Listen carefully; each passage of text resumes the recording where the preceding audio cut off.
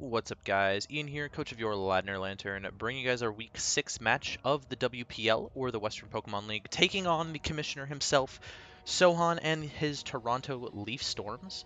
Um, yeah, let's get right into his team. Not much really to talk about besides commissioner. That was really all I had to say there.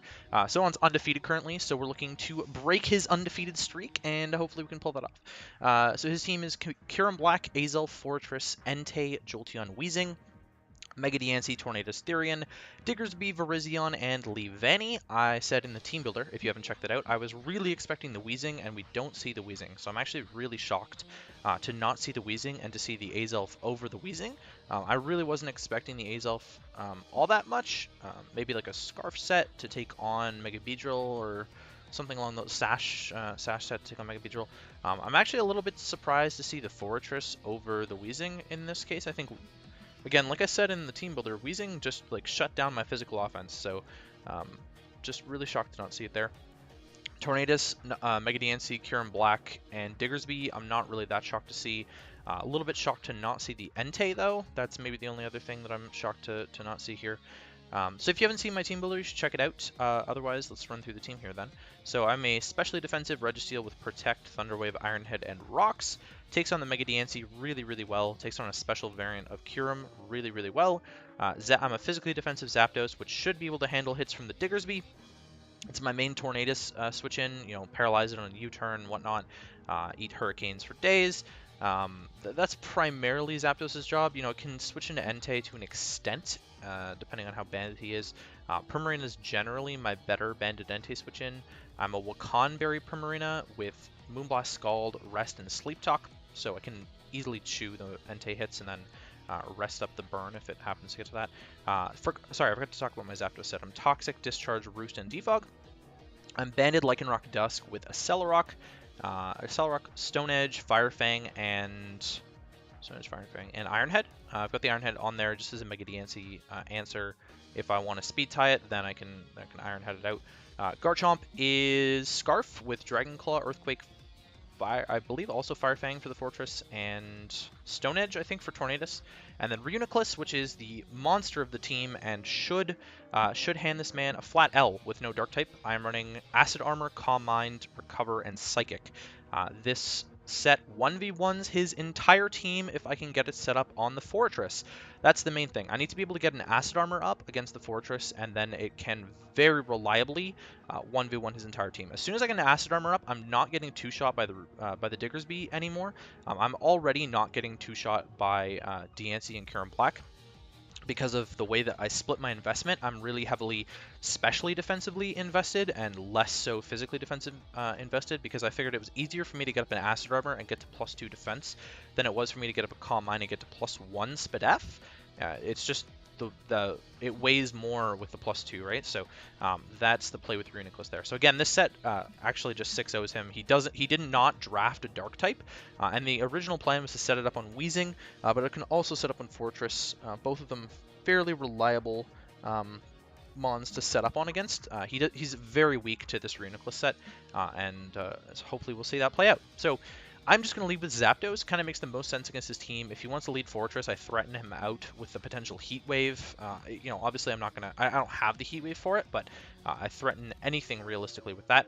And if he doesn't lead Diancie is about the only thing I wouldn't want to lead Zapdos against. And if he leads Diancie, then I go hard into the Registeel there. His only Steel Resist is the Fortress, and I'm not really scared of the Fortress. I can T-Wave it, get in Reuniclus to start to win the game from there. So the only thing I have to do is make sure that I break the Fortress's sturdy, and I want to scout and see if he's red card Fortress, because that's the only possible way that the Fortress is able to... That's the only possible way, sorry, that he can phase out my Reuniclus here. So I'm just going to leave with the Zapdos here as he's going to lead with the Fortress. So obviously I threaten this out. I'm just going to discharge turn 1 as he goes into Kyurem-Black.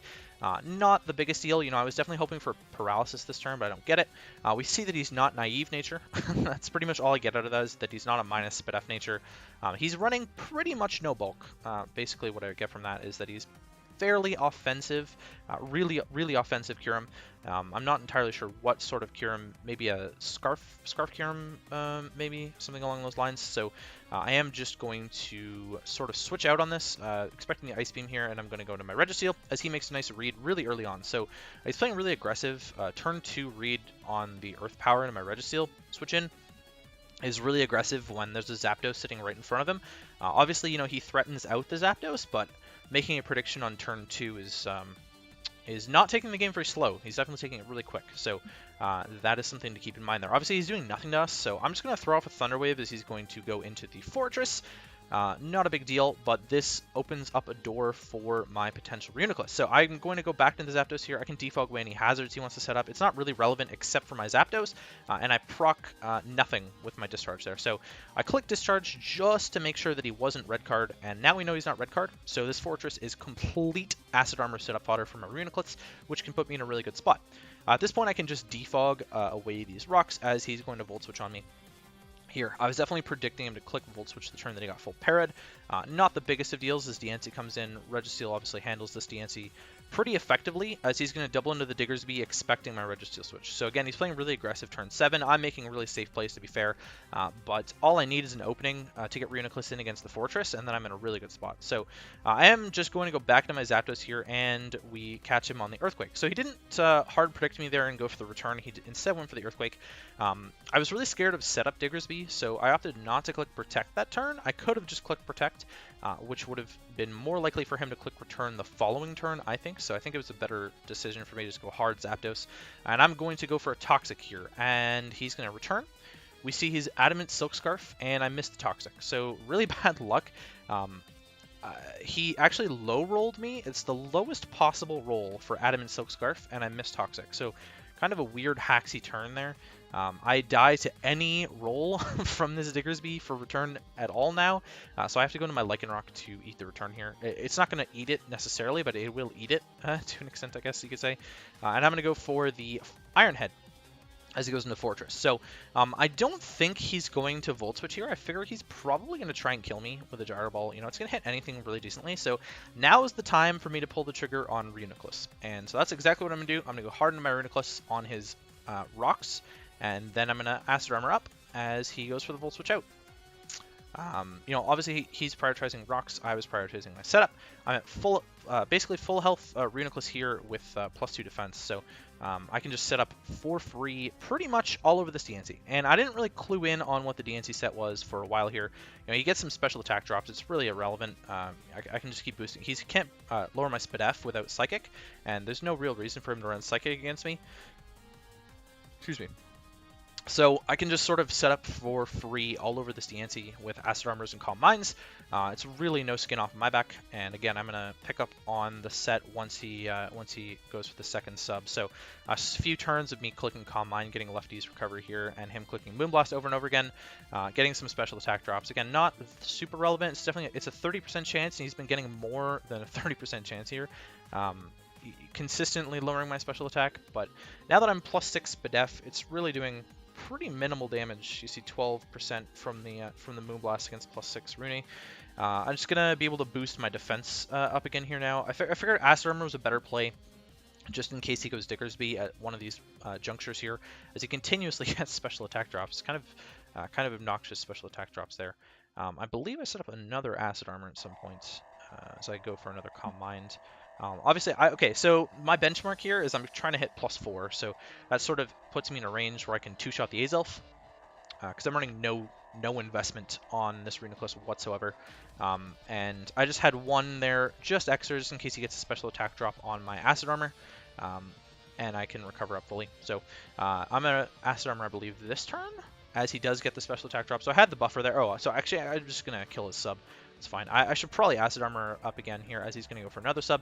And this is where I clued in that he's sub Endeavor, based on the fact that he's got that odd value of HP, which is very standard normally, but a subset on Diancie, he's typically running a sub Endeavor. So I'm just not going to fall for it, really, and I'm just going to keep breaking his sub here as he's going to keep Moonblasting. I had my buffer there, and now it's gone, and now I've got my buffer back. This Moonblast is getting really annoying, and there's the Earth Power, so I honestly probably could have just stalled him out of attacks at a certain point when he was behind a sub. Like maybe here I could have just stalled him out of attacks and maybe had him struggle to death. But yeah, so I know he's sub Endeavor, and I'm just going to recover on the Endeavor, getting these plays correct, and he's going to Endeavor again, and I'm going to recover again. And then there's sort of some mind games here on whether or not he's going to Endeavor or Moonblast, and he Moonblasts this turn as I recover, so I'm basically up to full, and then I'm going to recover one more time to see if he Moonblasts or Endeavors, and then the third time is the charm, and we're going to catch him on the Moonblast here and kill him as he breaks the buffer finally. So tons of Moonblast drops, and my Reuniclus is all set up. So in comes a Kyurem-Black. This thing can really not touch me at all. I actually just win the game from from this point on. He can't kill me unless he gets a crit on anything. I live any hit. I'm plus 6 def and plus 6 defense. He basically cannot touch me with anything, and so that's my thought process here, is that I can just Psychic my way through his team right now, and the game's over, and I've 6-0'd. So let's see what happens here. As the Kyurem-Black comes in, Ice Beams me and freezes me. Not the end of the world. Obviously, being frozen that turn's not horrible. We saw the Kyurem-Black just at 8%. He's more than likely a Choice Scarf set based on the structure of his team that I've seen throughout the game. So, you know, not the end of the world that he freezes me there. I can just continue to Psychic here as he's going to go hard into Diggersby, and I'm going to stay frozen on his hard Diggersby. Obviously, I'm just going to keep clicking Psychic as he goes for a turn. He's doing 19%, which is quite a bit considering I'm plus 6 defense, and I get frozen again, return again, and I'm going to go for another Psychic here, and I'm frozen again. And I'm going to get another return off, and I'm going to be frozen again. So I've been frozen for 5 turns in a row now, which is kind of bullshit, honestly, and I'm still mad about it. I'm recording this pretty soon after the battle, but I really didn't think my mindset was going to change all that much if I recorded this later rather than right now. I'm really mad about getting frozen here because, as we're going to see, he is going to crit me this turn, which kills my win con. So, that Mon 6-0'd him. I told you guys this in the team builder. I said it throughout this match as well. This Mon literally 6-0'd him. He froze me and crit me to death. Nothing against Sohan, great dude, but I am really mad about this hacks. This should be a 6-0 victory that pushes me to 5-1 plus 17, which would not tie him actually, because he'd be 5-1 plus 11. But it would have shot me through the standings, and at that point I would have been in a really good spot for playoffs. Reuniclus won this game. It literally won this game, and I got frozen 5 turns in a row. I want to Google something here live just to see freeze Pokemon Gen 7. I want to see what the chances of me unfreezing are each turn. If it's 10%, I'm going to be really mad. Why is this in the game? But if it's 25 or something like that, what is this? Effect, Generation 6. Frozen Pokemon no longer glow blue. What? That's so irrelevant. You kidding me? Okay, I'm just going to read through these at a time. Frozen Pokemon has a 10% chance of thawing each time it moves. That's Gen 2, but now it's a 20% chance of thawing each time. So, mathematically, I should have thawed one of those turns. I was frozen for 5 turns, and I did not unthaw. I'm really mad about that because he also got the 1 in 24 chance to crit me. And the thing is, right, we were saying he was doing 18 damage, 18% pretty consistently there with the Adamant Silk Scarf damage. I would have had a few more turns. Let's just rewind for a sec. I'm sitting here at 57%, and I get my lefties. So, okay, so I'm sitting here at 64%, and he's doing 18% at a time. So I just want to see how many turns I would have had until I could recover if he didn't crit me either. 64 divided by 18, I would have had 3 more turns to try and thaw. So 8 whole turns, 8 turns to try and thaw out of this freeze, get a recover off, and then I can recover again, and then I just win the game from there, unless he freezes me with something like Ice Punch, I don't know, or he crits me again. Besides all of that, we're going to lose the game now. And I'm just going to spoil it because I'm really fucking mad about this still. We lose the game. I managed to pull some differential out of this game. I don't know how, but I do. Obviously, I Dragon Claw the Fortress switch in. Diggersby was his win con for sure this game. We chew the Gyro Ball with the Registeel, and I can get up rocks, get some chip damage off on his team at the very least. Man, the bullshit that I went through in this game Toxic miss against the Diggersby, which could have helped, by the way, in that scenario where Reuniclus was getting hit over and over by the Diggersby. He wouldn't have had the opportunity to continuously hit me with the Diggersby if he was on a timer from Toxic. There's really not much more I have to say about this game. You know, Diggersby's going to set up an agility here on my Assault Rock, and it's just going to be able to clean through me. I saw his whole moveset. He never actually had Quick Attack on this. I was really scared of Quick Attack Diggersby at the near the mid game. When it was my Lycanroc in against the Diggersby and I clicked Iron Head, I was really scared of Quick Attack just killing me. But it turns out he has the Ice Punch the entire time. Dragon Claw would have killed him from that range. Again, Toxic would have killed this Diggersby ages ago, by the way. And so Permarine is going to drop to a return, and Registeel doesn't drop to the Earthquake, but is able to pick this thing up with an Iron Head here, because he was Silk Scarf rather than a Life Orb. So we take the 3-0 loss to Sohan, which I guess is something. Not really, but it's something. Again, no hate to Sohan whatsoever. I'm just really mad that luck was not in my favor this game, unfortunately. Because this would have been a really big match to win and propel myself forward to playoffs. Sohan is undefeated at the current moment, so he's 6-0 now, but he was 5-0 obviously before, and I believe there was maybe only one other undefeated team. Let me just check the standings really quickly here. Nope, he was the only undefeated team, so we would have knocked him off of the pedestal, and we would have moved ourselves into first place from the existing 5th place that I was in.